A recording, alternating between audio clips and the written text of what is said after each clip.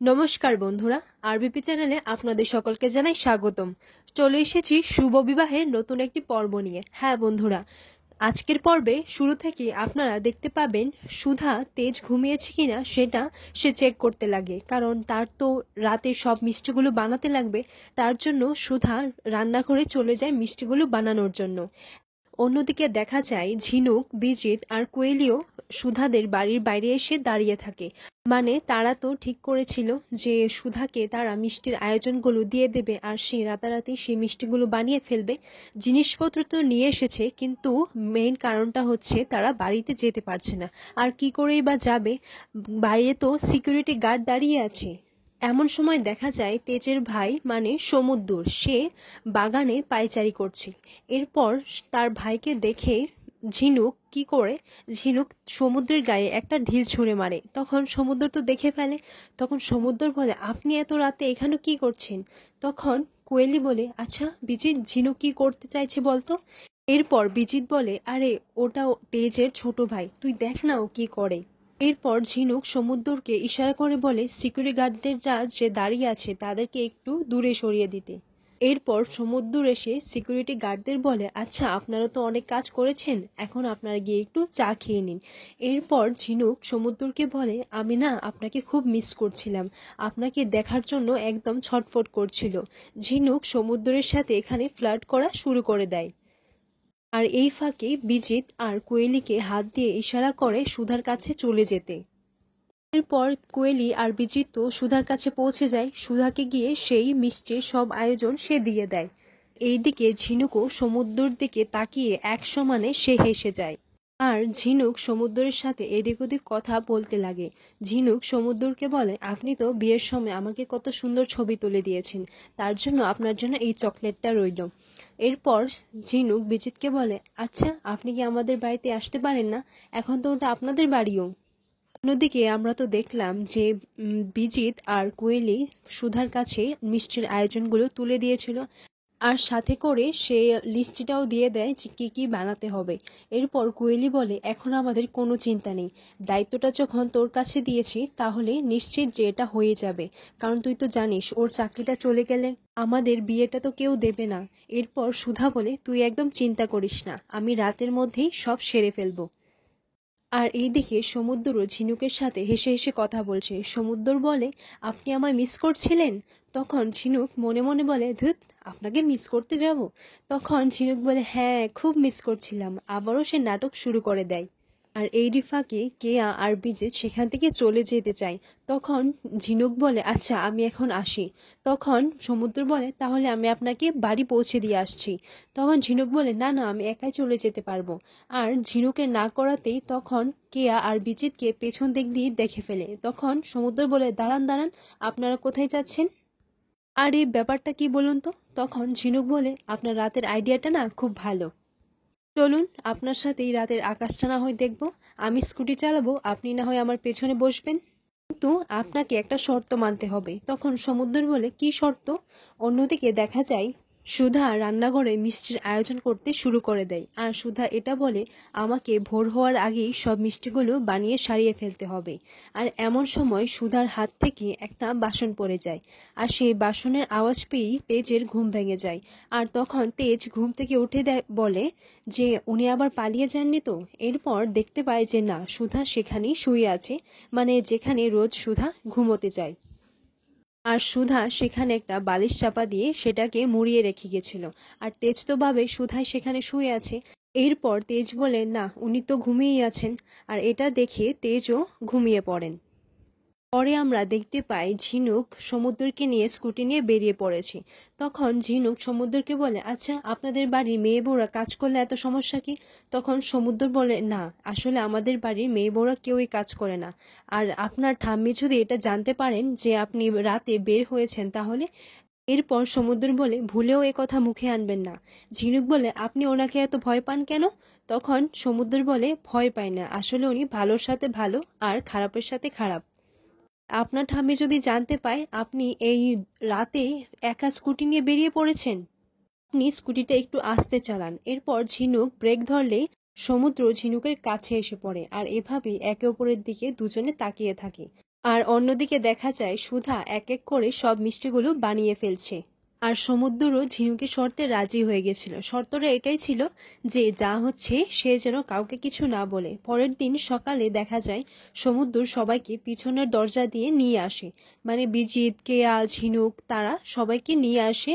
এরপর দেখা যায় সুধা সব এক এক করে তৈরি করে রেখেছিল। সমুদ্র এই সমস্ত কিছু দেখে বলে, বা বৌদি, এসব কি তুমি একা বানিয়েছো, তাও নিজের হাতে? এত কম সময়ে তুমি কি করে পারলে এত কিছু? সুধা সমুদ্রকে ধন্যবাদও জানালো।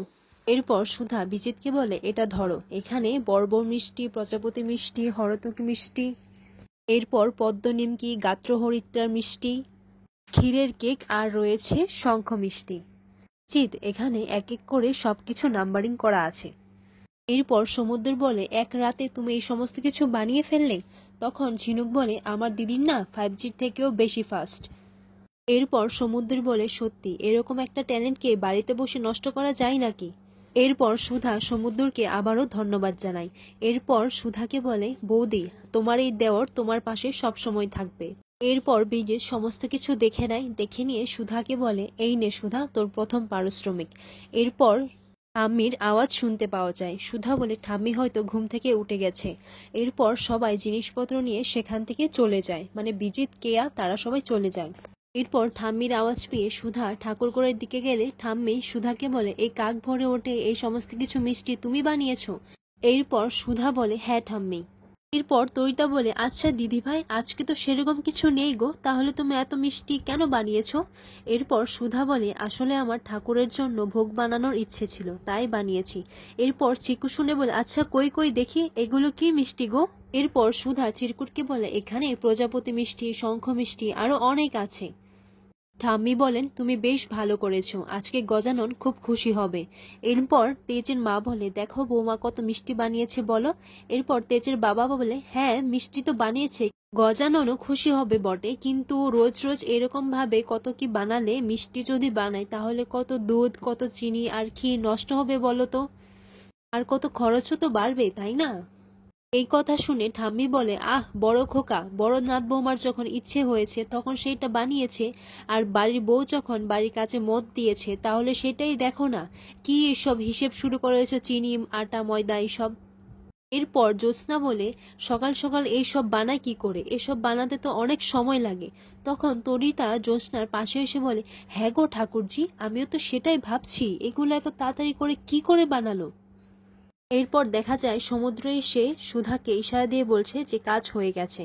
এমন সময় তেজও উপর থেকে নিচে নেমে আসে। তখন সুধাকে দেখে এটাই ভাবতে লাগে যে উনি তো কদিন হয়েছে এই বাড়িতে এসেছেন, কিন্তু এই বাড়ির নিয়মাচার কোনোটাতেই তিনি ত্রুটি রাখেন না। আর এটা ভাবতে ভাবতে দুজন দুজনার দিকে তাকিয়ে থাকে। এরপর ঠাম্মি বলে, আজ এই সমস্ত কিছু দিয়ে গজাননের পুজো হবে। এরপর ঠাম্মি গজাননের পুজো শুরু করে দেয়। তখন তেজ সুধার দিকে তাকিয়ে মনে মনে এটাই ভাবছেন, উনি এত সহজেই চাকরি না করতে মেনে গেলেন, নাকি আবার নতুন করে মনে মনে কোনো ফোন দিয়ে আসছেন। এরপর ঠাম্মি পুজো সেরে নাতবৌমাকে বলে, মানে সুধাকে বলে, নাও এবার প্রসাদটা সবাইকে দিয়ে দাও।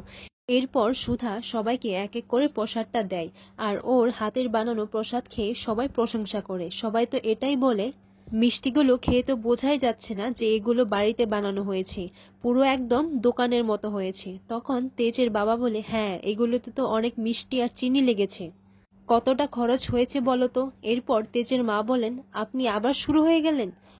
এরপর ঠাম্মি বলেন, আমার বড়নাথ বৌমা রূপে লক্ষ্মী আর গুণে সরস্বতী। এরপর সুধার বানানো মিষ্টি তেজও খেয়ে খুবই অবাক হয়ে যায় আর সুধার দিকে তাকিয়ে থাকে। অন্যদিকে দেখা যায় বিজিত ইমনকে সেই তত্ত্বের ছবিগুলো আর মিষ্টির ছবিগুলো দেখাচ্ছিল। তখন ইমন বলে, ওয়াও, এইগুলো তো খুবই সুন্দর হয়েছে। এরপর যে ক্লায়েন্ট এই অর্ডারটা করেছিল সেই ক্লায়েন্ট ইমনের কোম্পানিতে আসে, মানে ওর অফিসে আসে। এরপর ইমন তার ক্লায়েন্টকে জিজ্ঞাসা করে যে আপনার এগুলো পছন্দ হয়েছে তো? এরপর তার ক্লায়েন্ট বলে, অবশ্যই পছন্দ হবে না, মানে কি অভিজাত মিষ্টি, আর এইগুলো ডিজাইন তো এখন পাওয়াই যায় না। তখন ইমন বলে, হ্যাঁ তাহলে বলুন, আমি আপনাকে বলেছিলাম না যে আমাদের কোম্পানি কোয়ালিটি হিসাবে কখনোই আপোষ করে না। মিস্টার সরকার বলেন, এই মিষ্টিগুলোতে তো ঐতিহাসিক ব্যাপার আছে। আচ্ছা, আপনারা এই মিষ্টিগুলো কোথা থেকে কিনে এনেছেন? তখন ইমন বলে, এই মিষ্টিগুলো এখানে কি পাওয়া যাবে নাকি? আমরা তো বিদেশ থেকে আমাদের শেফকে অ্যাপয়েন্ট করে আমরা এখানে এনেছি, উনি শুধু আমাদের জন্যই এই কাজ করেন। আর এই সমস্ত কথা তো বিজিত সেখান থেকেই শুনে নেয়। এরপর মিস্টার সরকার বলেন, এখন থেকে আপনি আমার ভারে সমস্ত অনুষ্ঠান আপনি ডিল করবেন, আর এখন থেকে আপনি আমাদের জন্য মিষ্টি সাপ্লাই করবেন। তখন ইমন বলে, অফকোর্স, কিন্তু দেখুন এই সমস্ত কিছু অর্ডার পেতে গেলে আপনার একটু এক্সপেন্সিভ ডিল করতে হবে। তখন মিস্টার সরকার বলে, আপনি টাকা নিয়ে কোনো কিছু ভাববেন না, আপনি শুধু আপনার কাজটা করুন। তখন ইমন বলে, আচ্ছা ঠিক আছে, আপনি টাকাটা দিন, তাহলে আমরা কম্প্রোমাইজও করবো না কোয়ালিটিতে। এরপর ইমন বিজিতকে বলে, তুমি তোমার চেনা লোককে বলে দাও যে আরো অর্ডার আছে, আর এখন থেকে আমি এই সমস্ত অর্ডার ওকেই দেব, আর ও ভালো টাকাও পাবে। তখন বিজিত বলে, না, এটা সম্ভব নয়, ও এত বড় অর্ডার ডিল করে না। এরপর ইমন বলে, এখন থেকে করবে, আর ও তো ভালো মাইনেও পাচ্ছে, আর ওকে বলো আমি ওর সাথে দেখা করতে চাই। তখন বিজিত বলে, না ম্যাম, এটা সম্ভব নয়।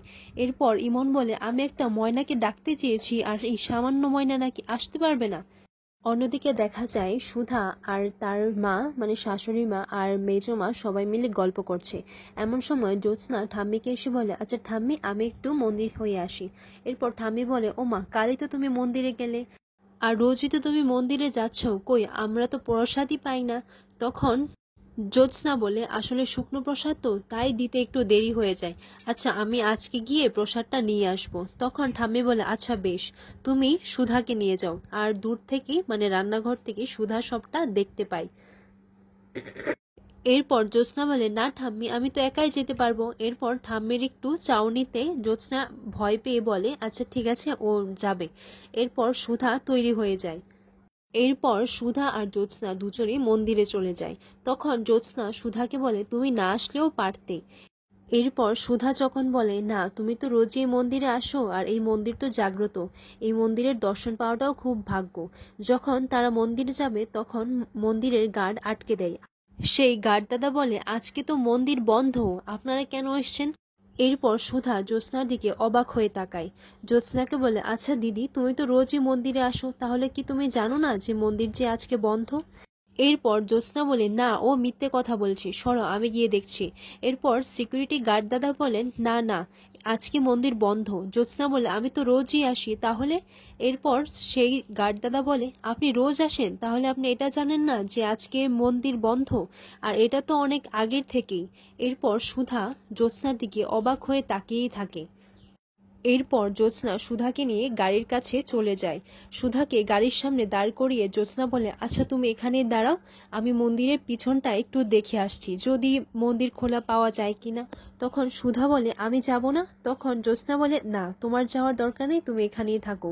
আর সুধা বারবার এটাই বলছিল যে আমি যাব না। তখন জ্যোৎস্না বলে, না, তুমি এখানে দাঁড়াও, আমি যাচ্ছি। এই সমস্ত কিছু দেখে তো সুধার খুবই অবাক লাগে। এরপর সুধা মনে মনে এটাই বলতে লাগে যে কেউ একজন তো মিথ্যে বলছে, এক হলে দিদি, না হলে গার্ড দাদা। কারণ আর আজকে যদি প্রথমবার বন্ধ হতো তাহলে তো লোকজনও থাকতো এখানে, কিন্তু এখানে তো কোনো লোকজনই নেই। এই বলেই জ্যোৎস্নার পিছু নিল সুধা। পরে দেখা যায় জ্যোৎস্নার জন্য কে একজন অপেক্ষা করছিল। জ্যোৎস্না বলে, সুধীর তো। আর অন্যদিকে দেখা যায় তেজ সুধাকে খুঁজতে থাকে। তখন তেজের মা বলে, সুধা তো মন্দিরে গেছে। তখন তেজ বলে, না, আসলে একটা ইম্পর্টেন্ট ফাইল খুঁজে পাচ্ছিলাম না। তখন তেজের মা বলে, তুই গিয়ে আলমারিতে দেখ না। এরপর তেজ আলমারিতে ফাইল খুঁজতে খুঁজতে তার হাতে কাপড়ের ভাঁজের সাথে কতগুলো টাকা পাওয়া যায়।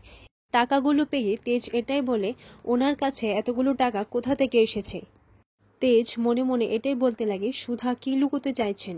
আর অন্যদিকে সুধা জ্যোৎস্নাকে ওই ছেলেটির সঙ্গে দেখে নেয়। এরপর সুধা বলে, তার মানে দিদি মিথ্যে কথা বলেছে। সুধা বলে, কিন্তু এই ছেলেটি কে, আর দিদি বা কি লুকোতে চাইছে? অন্যদিকে তেজও এটাই ভাবছে যে সুধা কি লুকোতে চাইছে, আর দুজনেই একটা রহস্যের আড়ালে জড়িয়ে পড়ে। আর এখানেই আজকের পর্বটি শেষ হয়।